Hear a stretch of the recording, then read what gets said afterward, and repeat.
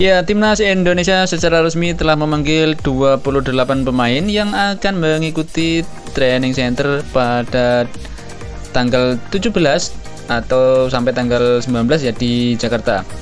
Nah, dari 28 pemain ada sekitar 4 pemain naturalisasi yang dipanggil ke Timnas Indonesia. Di antaranya sudah dikebut untuk segera bisa debut menghadapi Vietnam pada tanggal 21 Maret ini. Tentu saja lawan dari Timnas Indonesia yakni Vietnam tentu saja sudah sangat mengetahui kekuatan dari pemain-pemain naturalisasi. Ini sesuai dari hal secara tersirat diperlihatkan oleh Kwang Yu usai melihat daftar pemain Timnas Indonesia yang dipanggil Sintayong untuk melawan Vietnam nanti di kualifikasi Piala Dunia tahun 2024 yang akan diselenggarakan 2 kali, yaitu di SUGBK di Jakarta dan juga di kandang Vietnam di Hanoi. Nah, dia berkaca pada performa Timnas Indonesia di Piala Asia 2023, Kwang Yu merasa terlalu riskan bagi Vietnam untuk bermain secara terbuka atau open play. Dan skema yang cocok untuk menghadapi Garuda, dia menyarankan untuk pelatih Vietnam untuk bermain secara bertahan atau parkir bus.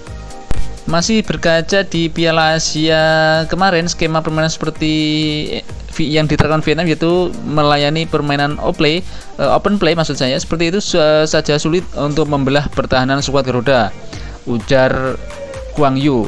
Dan walaupun juga meski menciptakan beberapa peluang tapi tidak efektif karena melalui bola-bola mati. Namun pada akhirnya Vietnam pada Piala Asia yang lalu harus mengakui keunggulan Timnas Indonesia dengan skor tipis 0-1. Vietnam dirasa tidak memiliki kesempatan untuk bisa memetik kemenangan ketika melawat ke Jakarta karena dukungan dari supporter Indonesia juga sangat berpengaruh untuk permainan di atas lapangan. Karena dinilai harapan mencuri poin di markas sendiri setelah laga di SUGB menjadi peluang yang bisa dimaksimalkan. Nah, saran untuk Trosier dari Kwang Yu agar bermain bertahan dan menerapkan gaya berparkir bus dan hanya memanfaatkan peluang serangan balik saja. The Golden Stars, julukan dari Vietnam, dinilai tidak akan kuat jika bermain secara terbuka melawan Timnas Indonesia dengan komposisi skuad yang sekarang komplit dan ditambah dengan naturalisasi yang terbaru ya. Sementara Timnas Indonesia hadir dengan skuad penuh, bahkan berpotensi bertambah dengan sederet pemain-pemain yang baru, ujar Kwang Yu.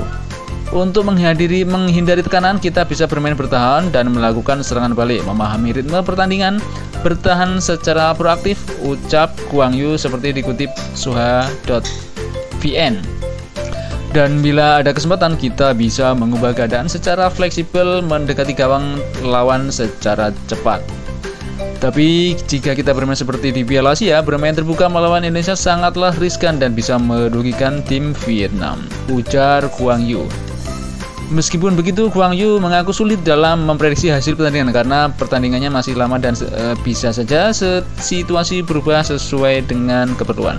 Nah, terlepas dari komposisi pemain, Kwang Yu menyebut Timnas Indonesia sebagai lawan utama dalam perebutan tempat menuju putaran ketiga ya di kualifikasi Piala Dunia 2026.